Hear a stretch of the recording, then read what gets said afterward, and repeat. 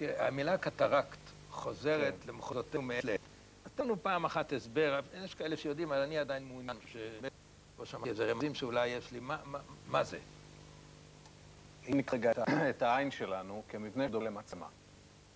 במצלמה יש עדשה, שפילים, יסום, נמצאים בעין.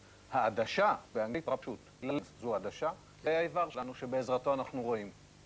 הזו שמרכזת את כל קרנה האומצייתית שנכנסת לך, והיא ברבות הימים בגלל גיל, מאבדת את תכונה. אחת, היכולת שלה לראות את הזומינג, זה נקרא קומודציה, הרי כולנו יכולים לראות קרוב רחוק בלי משקפיים עד גיל מסוים, זה נושא הזומינג.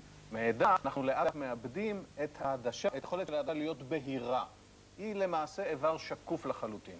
היא הופכת להיות עם הזמן אחורה. היא תגרום לכל מיני תופעות לוואי שונות ומשונות, כגון ירידה בחדות הראייה.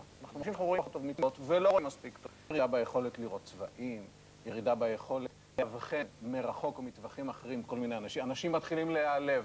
עשיתי לך רחוב, לא זיהית אותי. אני גם כשאני רואה אותו, לא זיהה אותו, כן. ואז מה אתה מציע לי? אני גילוי נאות, אני אומר למה, אני רופא שאני מטפל בי מעת לעת, כן. לא, שיש טיפול גדול. זה פשוט שידעו, שלא יגידו אחרי כן שיש פה. אז איך מטפלים בזה? מה עושים? באופן העקרוני אנחנו עוקבים ורואים האם הקטרקט הזה זו החירות שהתגלתה באקראי, או שאכן מתחילה לפגע. בעבר היינו מחכים, או היה נהוג לחכות, לא הדור שלי, עד שמה שנקרא הירוד בשל, השיל אותו, מעין תבשיל, שאנשים מגיעים ממש לעיוורון, ואז היו מנתחים ניתוח קטרקט, זה הסיפור, שוכבים בבית חולים לפני, אחרי, לא לזוז, ראש, ימים. היום הניתוח הוא יחסית פשוט.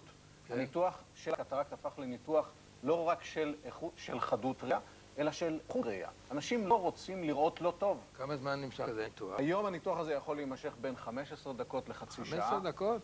הטכניקה והיחסות והטכנולוגיה התקדמו בצורה מדהימה. ולא הרדמה כללית. ולא הרדמה כללית. הניתוח הזה מתבצע היום בהרדמה מקומית באופן מוחלט. הוא ניתוח אמבולטורי. החולה מגיע... אתה מדבר על לייזר? לא, לא, לא. לייזר הוא משהו אחר לחלוטין, בתחומים אחרים ברפואת עיניים. אנחנו מדברים על קטרקט.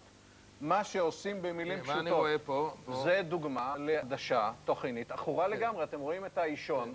האישון הזה צריך להיות שקוף מוחלט. העדשה, הקטרקט הזה גורם פה לאחירות מאוד מתקדמת. נדיר היום לראות סדרי גודל של אחירויות כאלה בעיניים שמפתחות את הקטרקט. ברגע שמתחילה ההפרעה, כן, אנחנו היום לא כל כך רואים דרגות כל כך מתקדמות. אנחנו היום מדברים